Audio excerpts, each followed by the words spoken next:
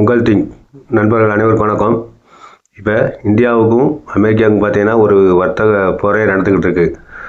காரணம் என்னென்னா, அது முழுக்க முழுக்க ட்ரம்ப் தான் காரணம். என்னென்னு பார்த்தீங்கன்னா, ரஷ்யாவுக்கும் அமெரிக்காவுக்கும் பிரச்சனை. அதை ரஷ்யாவை எப்படியாவது பொருளாதாரத்தை சீரழிக்கணும்னு சொல்லி ரஷ்யாட்டேருந்து யாரெல்லாம் பொருட்களை இறக்குமதி செய்தாங்களோ அவங்கள பூரா மேலே வரி நிறையா கொடுக்குறேன் அப்படிங்கிற பேரில் இந்தியா குறிப்பிட்டு இந்தியா மேலே வன்மத்தை கக்குறாரு. இதில் பதிலடி கொடுக்கும் விதமாக பார்த்தீங்கன்னா இந்தியாவும் சீனாவும் கை கொடுத்துருக்கு. அது உலக அரசியலில் ரொம்ப திரும்பி பார்க்க வச்சுக்க தான் சொல்லலாம். ஏன்னா நம்மளோட ஏற்றுமதி பார்த்தீங்கன்னா இப்போ எல்லா நாட்டிலும் இல்லாத அளவுக்கு அமெரிக்காவுக்கு தான் பெருமளவில் ஏற்றுமதி செய்யணும்.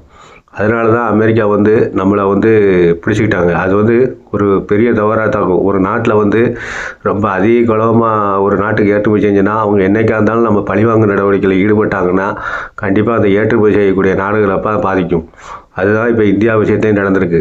இப்போ அமெரிக்கா கடந்த காலங்களில் பார்த்தீங்கன்னா இந்திரா காந்தி காலத்திலேருந்து பார்த்தீங்கன்னா அவர் என்றைக்குமே நமக்கு விரோதமான மனப்பாடுகளை செயல்பட்டுருக்காங்க. அப்படி இருக்கும்போது நம்ம அமெரிக்காவை தேர்ந்தெடுக்குது பெரிய தப்பு.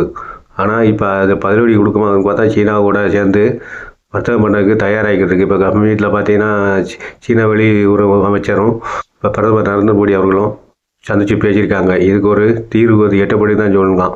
இப்போ சீனாவே முன் நம்ம இந்தியாவுக்கு ஏற்றுமதி செய்யக்கூடிய பொருட்களுக்கு நிறையா தடைகளை நீக்கிட்டு தான் சொல்லலாம். குறிப்பாக பார்த்தீங்கன்னா கார் தயாரிக்க தொழில்நுட்ப மூலதனங்கள், அப்புறம் ரெண்டாவது சுரங்கப்பாதையில் துளையிட பயன்படுத்தும் கருவிகள், உரங்கள், இந்த மாதிரி நிறைய பொருட்களுக்கு கட்டுப்பாடை நீக்கியிருக்கு. இதன் மூலம் பார்த்தீங்கன்னா சீனா இந்தியா பொருளாதாரம் ஒரு அடுத்த கட்ட நகர்வை நோக்கி போகும்.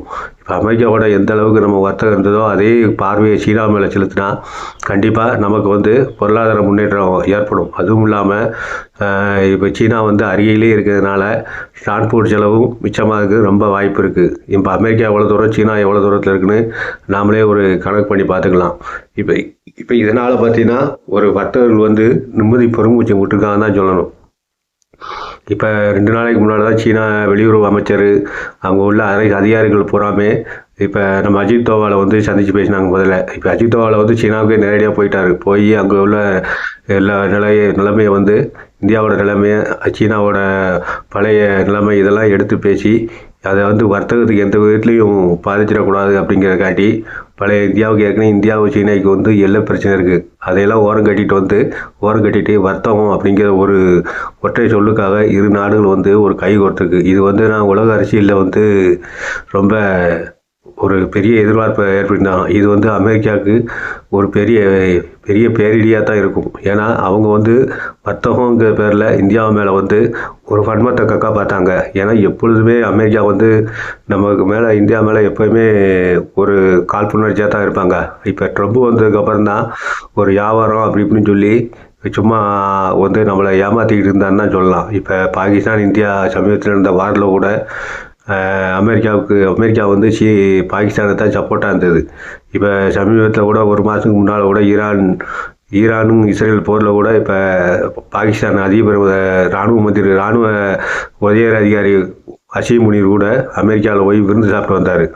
நம்ம அப்போயே தெரிஞ்சு வச்சு இது கண்டிப்பாக அமெரிக்கா ஏதோ ஒரு சூழ்ச்சி பண்ணுதுன்னு சொல்லி. ஏன்னா இந்தியா பக்கத்தில் இருக்கிற பாகிஸ்தானை பிடிச்சி வச்சு நம்மளை மிரட்டலான்னு அமெரிக்கா ஒரு கருத்து போட்டிருக்கும். அதையெல்லாம் தவிடுபடியாக்கிய விதமாக சீனா இந்தியா நெருங்கி வர்றது அமெரிக்காவுக்கு ஒரு பேரிடி தான். ஏன்னா இது தொடர்ந்தால் கண்டிப்பாக இந்தியாவும் சீனாவும் கை கோர்த்துச்சுன்னா கண்டிப்பாக இது ஒரு வேறு லெவல் பாதைக்கு தான் வர்த்தகத்தில் இழுத்து போய் வரும். ஏன்னா பக்கத்து நாடு பெரிய அளவில் வர்த்தகம் செய்யும் போது கண்டிப்பாக ஒரு மாறுபாடு கண்டிப்பாக இருக்குங்கிறதுல எந்த ஒரு இதுவும் கிடையாது. ஏன்னா ரெண்டாவது சீனா அமெரிக்காவுக்கு அடுத்தபடியாக பார்த்தீங்கன்னா இப்போ சீனா வர்த்தகத்தில் முன்னணியில் இருக்குது. இப்போ சீனா வர்த்தக ரீதியாக அமெரிக்காவால் எதிர்கொள்ள முடியலை. அப்படிங்கும்போது சீனாவும் இந்தியாவும் சேர்ந்தால் அது கண்டிப்பாக ஒரு பெரிய வர்த்தக ரீதியான ஒரு வெற்றியை கொடுக்கும். அப்படிங்கிறதுல எந்த சந்தேகமும் கிடையாது. பொறுத்திருந்து பார்ப்போம். சீனாவும் இந்தியாவும் எந்த அளவுக்கு வர்த்தக ஒத்துழைப்போடு இருந்து இந்திய மக்களோட நலனுக்கு எந்த அளவுக்கு உதவியாக இருக்குன்னு சொல்லி நம்ம பார்க்கலாம்.